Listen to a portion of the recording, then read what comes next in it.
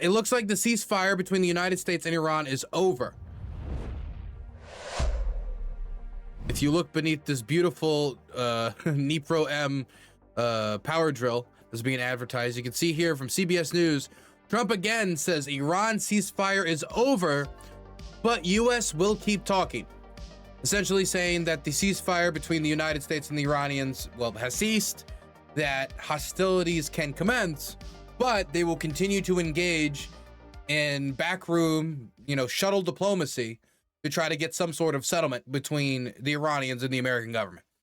This ceasefire lasted for some time, but after both sides from the very beginning of the ceasefire talked differently, the Iranians still continued to talk as if a toll over the Strait of Hormuz was a real possibility.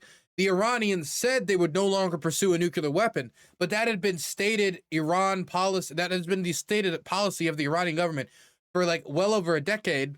And experts still agree that the Iranian government, from the level of enrichment they have, is still very much angling for the ability to at the very least, pursue an atomic weapon in short order if they make the decision to do so, to try to rapidly further enrich the material and try to go towards the atomic bomb.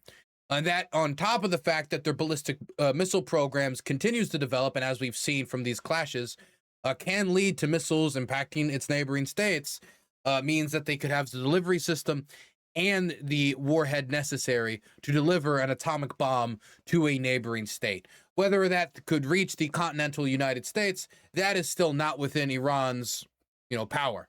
It isn't.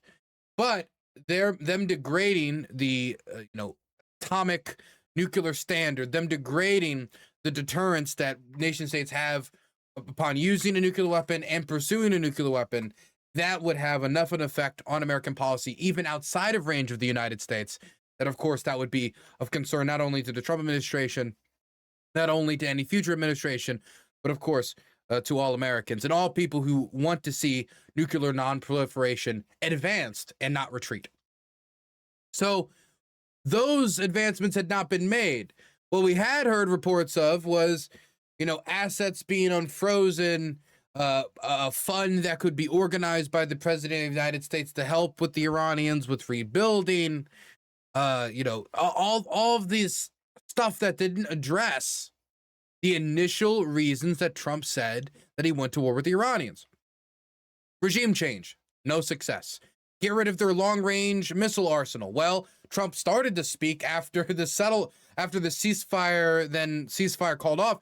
He started to say, well, it isn't really that fair that, all their neighbors get long-range missiles, but they get long-range missiles.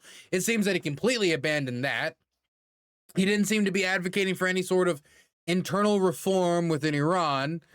He didn't seem to be really saying you no longer need to fund proxies in Hezbollah or fund proxies in Iraq or fund proxies in Yemen. It seemed that all of these objectives had been abandoned, with, or at least at the very least, delayed in their priority for the United States to not be a priority directly connected to these hostilities, and then just focused in on denuclearization and reopening the Strait of Hormuz. The Strait of Hormuz that was already open before the war commenced. And before the war commenced, there was no confirmation of Iranian hard power's ability to actually control the Strait of Hormuz, meaning that in that aspect, the Iranians have more leverage. But when it comes to an atomic weapon, there still was no solid settlement, but that was the one thing they held on to. Now, as talks have continued, it seems that they have fallen through, either to a lack of a settlement on atomic weapons, a lack of a settlement when it comes to the Strait of Hormuz, or a lack of settlement on what it means for American deployments in the Middle East as a whole, as the Iranians started to talk about the idea of a general American withdrawal from the Middle East.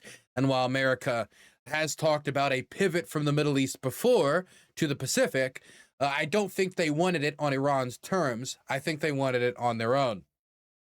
So these different forces, the Iranian hardliners, the American hardliners, Trump's need to advertise a win, the Iranian government's a need to project strength, and these differences in the negotiation process created so much friction and so many problems. What we said was a negotiation process that would likely not lead to a settlement on atomic weapons being finally done and dusted, because we had yet to see the power shift in any way, or the statement shift from any representatives in a way that would hint towards that. It seems that, we were right. It wasn't exactly a novel idea what we said, but it seems to be the case that, yes, the Trump administration was not able to achieve that. And so they've abandoned the ceasefire after the Iranians fired upon 3 naval vessels that were trying to transport goods through the Strait of Hormuz. The United States responded by striking about 80 targets around the Strait of Hormuz, some of them being missiles, some of them being boats, some of them being different detection software, all sorts of air defense systems, all sorts of stuff. So where do we sit now with the Iran war back on? Well, let's start with oil reserves. So on one hand, oil prices are back down. They used to be over $100. People talked about one stage them going to $150, maybe even $200. People were talking crazy. Well, it's well under $100 now. It's not pre-war prices. We're not in the 60s and low 70s, but we are in the mid 70s, probably headed towards the 80s. So when it comes to the high prices of the oil war, that had already passed us. How high it will now go, that we've seen like a 5, 6, 7% jump since then, only time will tell. That depends on the pathway of hostilities, how long it lasts, whether the United States decides to target Iranian oil infrastructure. But in this case, the United States has reapplied the oil sanctions, meaning that their product isn't going to be able to make it to the international market for consumption, unsanctioned. And for the Russians, the sanctions exemptions for the Russians expired, and they let it expire. That means they didn't extend it. Remember how we kept talking about how, a time exempt sanction, time exemption for sanctions isn't time exempt if you continuously just keep extending it. Well, they finally stopped extending it once the ceasefire was on, but now that the ceasefire is off, we have heard no announcement that the extension will be reapplied or that they would be seeking a new exemption. So that means the Iranian product will be sanctioned. That means the Russian product will be sanctioned. So that is one thing that will change in comparison to the oil war before they signed the ceasefire. Another thing that changes is that in the initial oil war, the Saudis had a lot of their output essentially blockaded through the Strait of Hormuz. And some of it is still, but other portions of it have crossed the length of Saudi Arabia to the other ocean in order to be exported through the Strait of the Bab el-Mandeb. Now, that allows them to get more product out to sea, but it also opens them up for another weakness. And that weakness is if the Houthis decide they want to get involved. If the Iranian government shuts down the Strait of Hormuz and fires upon more and more of these ships and really goes to blows there, they can cause a lot of damage, and they can make it so no civilian vessel is really going to want to go through there until the United States can find some way to secure it, if they can. But an alternative for the Saudis and for others is to try to go through the Bab el-Mandeb.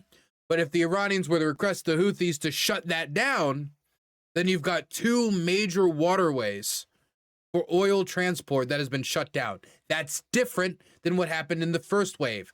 Because in the first wave, before the announcement of the ceasefire, the Bab el-Mandeb was largely left alone.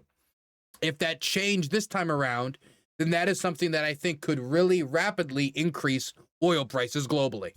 And then you have the obvious downstream effects about American approval of the current administration, which seems to in many ways be tied to energy prices since they made so many promises on the campaign trail, as well as Russia's ability to turn a profit as they're under increasing pressure from Ukraine's long-range drone campaign, and the fact that this war has been dragging on for some time, and the only way you're going to continue to get new recruits without mass mobilization is continuously offering them bigger and bigger checks to a smaller and smaller pool. But one way you can do that is if oil prices go up, because Russia is still a petrol state, even if sometimes they would like it to be otherwise. They would like it to be they had other sources of income when the prices go down. But when the prices go down, those are their sources of income. So I would say that the oil war, compared to where it was before, is different. Both in that the United States has kind of, if the United States was to go back on those sanctions exemptions, it would make them look flip-floppy. It would undermine Trump's recent attempts to try to end the war in Ukraine, which we're going to talk about later. And so I think that the Iranian and Russian oil being resanctioned, that's a difference. It's something that could add some pressure to the price. The Iranians having the lever to go after the Bab el-Mandeb, that obviously is another lever on the price. But another lever, which I haven't seen discussed often, and this is a very difficult position for the United States, has to be our strategic reserves. Donald Trump said on the campaign trail that our strategic reserves were drained, our strategic reserves were nearly empty, the lib cucks are destroying our great oil reserves, and I'm going to come in and I'm going to refill them. That was his promise on the campaign trail, that Biden had depleted them through his war in Ukraine and this and that and this and that, but I'm going to come in and I am going to replenish them. Then Trump got in there, Trump started to do some amount of replenishment, and then the war in Iran happened. And after the war in Iran happened, the oil reserves have been drained by 23%. Now, that might not sound like a lot, but mind you, the oil reserves were not at like the full capacity before. Trump was talking about refilling the reserves for a reason already, right? And so when you have an emergency supply that you're pulling from in order to inject more reserves into the international market, which did not have much of the desired effect at the time, by the way, especially in the later deployments of these petroleum reserves. When you're pulling from these reserves due to a war of choice, the war with Iran, what they described as a regime change war, as a targeting the ballistic missiles war, targeting the proxies war, and eventually, and in some ways, targeting a potential nuclear arsenal war. This was a war of choice by the Trump administration. There were those in the administration, like J.D. Vance, that advised against it. They did not. When you have to pull so much from your already depleted reserves in order to try to stabilize the prices to a wavering effect, that's already not a good sign. But that means that they don't have much reserves to pull from now. Our strategic oil reserves are stored in salt caverns in Texas and Missouri. Now, in these two places, in these salt caverns, right, these places were only supposed to be used for like 20 years for storage of these oil reserves. But they continuously were extended. They were only supposed to have 4 or 5 withdrawals, because each time you pull out the oil from these reserves, you've got to pump in fresh water into a salt cavern. Obviously, if it's a salt cavern, that's good for, well, I say obviously, but it's good for storing the oil. But water against salt, you know, that can break down the integrity, the structural integrity of the cavern. We were only supposed to have 4 or 5 withdrawals from these salt caverns when this initiative was first started in the wake of the 1970s energy crisis.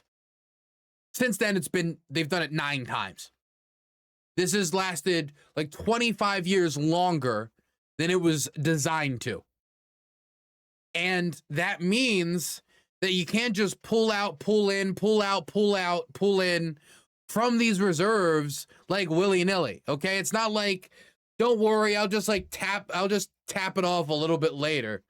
Every time you would pull from the reserves, you are degrading the structural integrity of these caverns.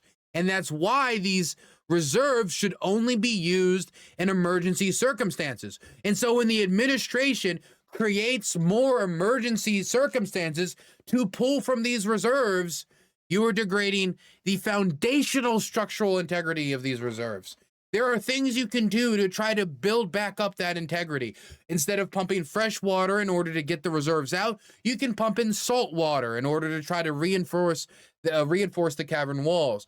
But all of these tricks and gimmicks are just that, tricks and gimmicks. At some level, you're going to be degrading the structural integrity. And in order to preserve the structural integrity, you can't go to zero. You cannot let the caverns run dry and then expect to go back to using it as the strategic oil reserve like center. You can't. You have to leave some percentage of reserve in the cavern in order for the system basically not to collapse. And when I say the system collapse, I mean literally the cavern walls to collapse. Meaning that Donald Trump does not have at his disposal the entirety of the reserves. No president has at their disposal the entirety of the reserves. They have the ability to take away a percentage of the reserves and deploy it into the global market, and then take those reserves and rebuild them back to being full afterwards once the crisis has passed. But now that we have a self-imposed crisis, we've drained them 23%, and now there's only so much we could do in an actual crisis. And mind you, when we talk about strategic oil reserves and injecting it into the world economy, that's one thing you can do to deal with oil prices. But what if we deal with the type of shortages where people literally cannot get gasoline, not just due to the cost, but due to just a lack of supply? Let's say there's major hurricanes in oil-producing areas, or there is a breakdown in the transportation infrastructure for how you get energy from point A to point B. In the United States right now, we are running basically at capacity. 19.7, like I think it's million barrels of oil in comparison to like the 20 million that is the very, very top. I'm sorry if I can't remember the exact numbers, but point is, we're producing as much as possible. We need reserves for a situation like that. So my point isn't to say that Trump doesn't have any strategic oil reserves. My point is to say that Trump cannot just treat the strategic oil reserves like an on and off switch, and he also cannot run them dry. He cannot just completely drain them, not only due to the risk of a crisis happening where you might need to pull from those reserves, but it quite structurally, physically would not work. It would mean we would need to build a totally new infrastructure that will take years.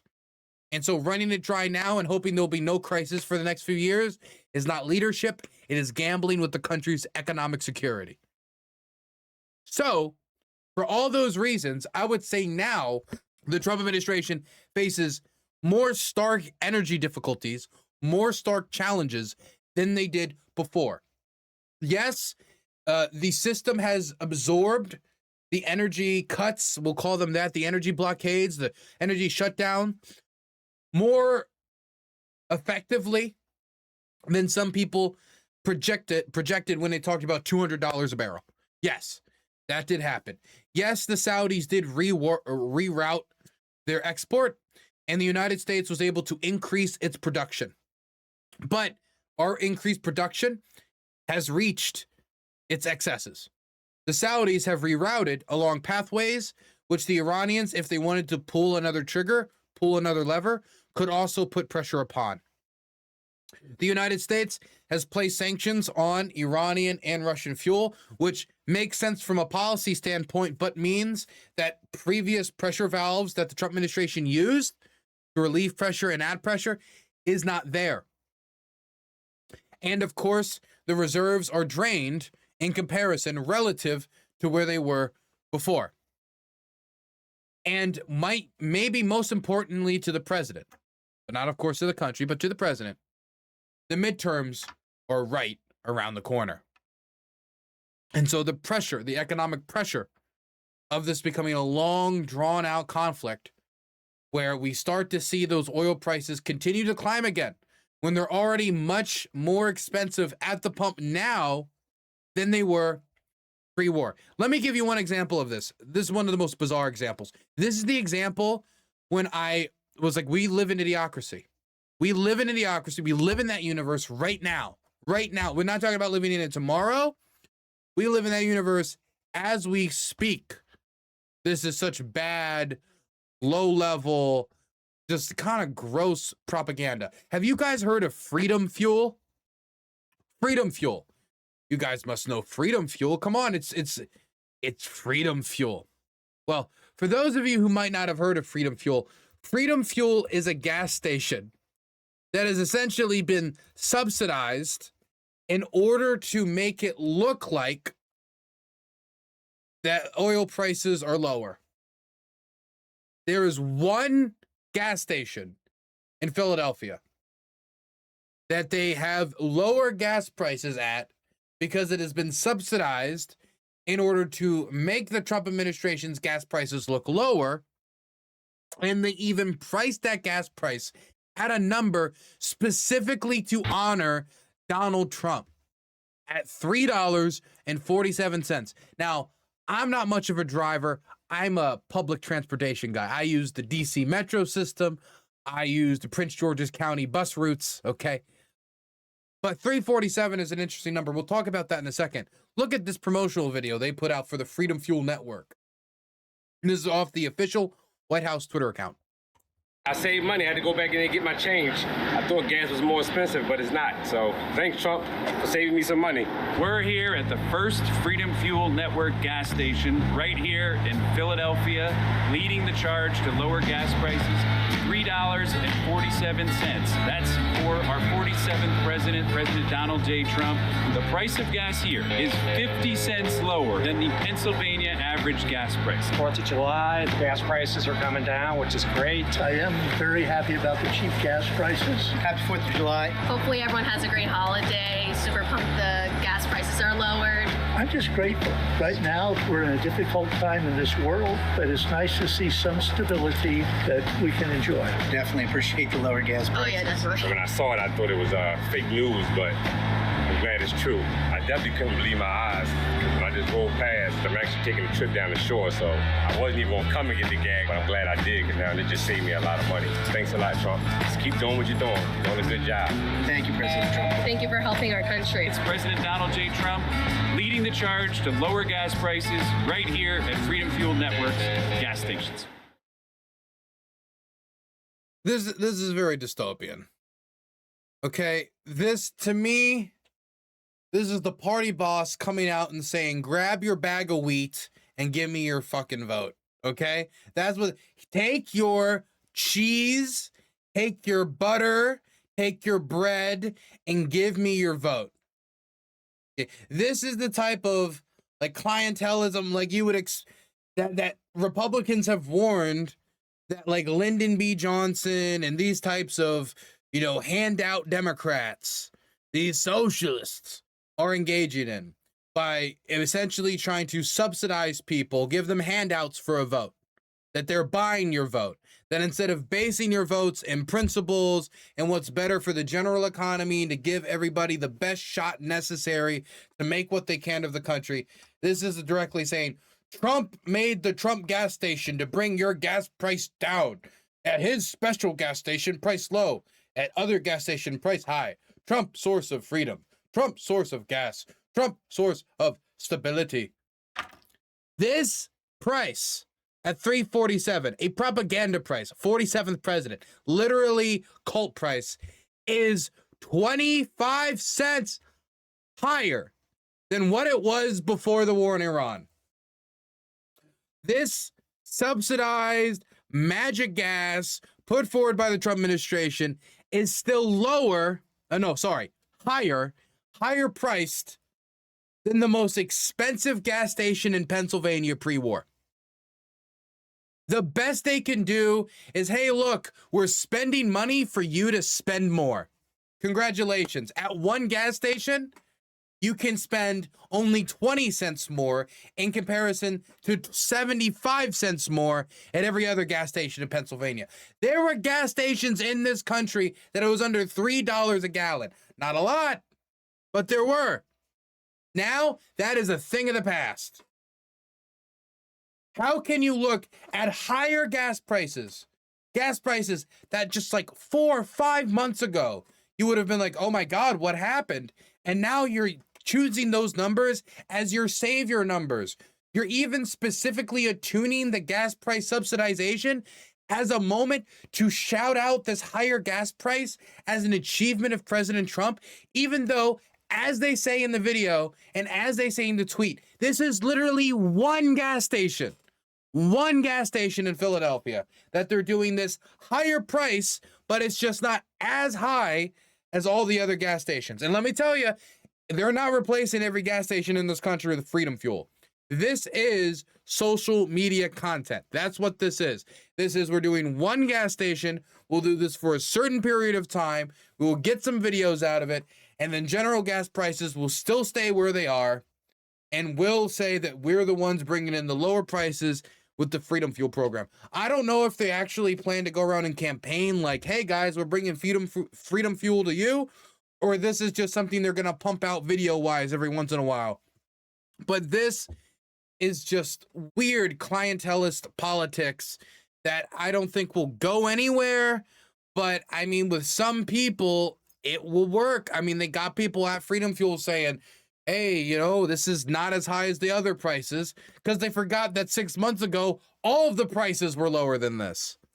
So if this is the avenue and the tactics that Trump is using to try to fight these higher prices, I don't think this will be enough to avert a problem for him in the midterms. He got elected on the economy. He cannot avoid the economy or propagandize his way on the economy out of this issue.